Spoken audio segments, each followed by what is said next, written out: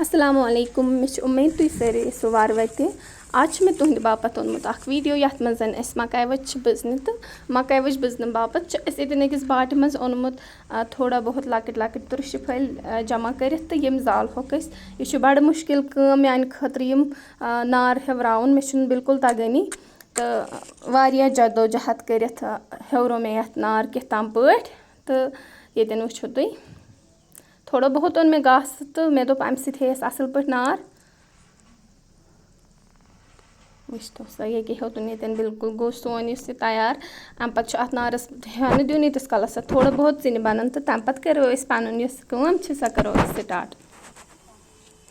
तो ये क्या मकाई वच निम तो यमन करो यमन मकाई वचन तुलो तेल ये फिलहाल हावन तुम मकाई वट अत तुल तेल तो इस मकाई वट यह बज होन तो पे हाहो तुम बजित कत गई मकाई वच तो वारिया मज़ेदार यह तो आजकल बराबर अमुक सीजन चलान आज सारी मकाई वचन चाय चवान नुन चाय तो सन मकाई वट गई वारिया मशहूर ये क्या नफर यमो जन सजेशन दिज यस जन मकाई वट अगर तुम इतकन करोन यह तैयार इतकन वारिया असल बनान तो बिल्कुल छन यह दजान क्या लगभग बज ज मकाई वच अमी तरीक सान तो अस दोप यम जन यह मकाई वच यम असल पे बजन तो बे दोपुक यम जन दुह मुशक वगैरह गसान सह अम सत कह तो ये त्रो ब्या मकाई वट तो अमी आय इथे तुल अत दिल अख दिल थो अत तुलन लास्टुक सह थवन अत इथे तो अम पे थो यह नारस मज मे पाई जुस नार फिलहाल अत पूरे चिल बन दिन तो मगर ये वक्त कम तो अम मूजूब इथे त्रावान नारस मज तो ये वो तुम बाकी मकाई वच कित लगाए बजन यमन थ दिल तुलित क्या यम दिलदार मकाई वच तम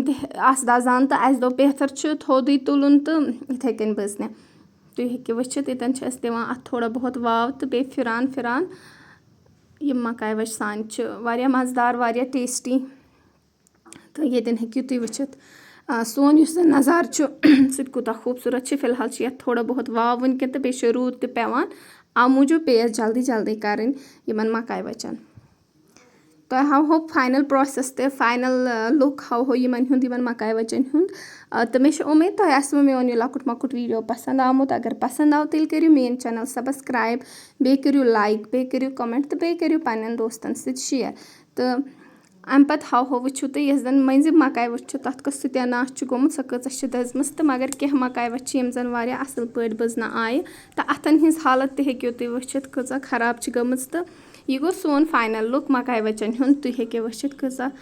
असल बने तो वारिया मज़ेदार आम नुन चाय समान अलगे मज़े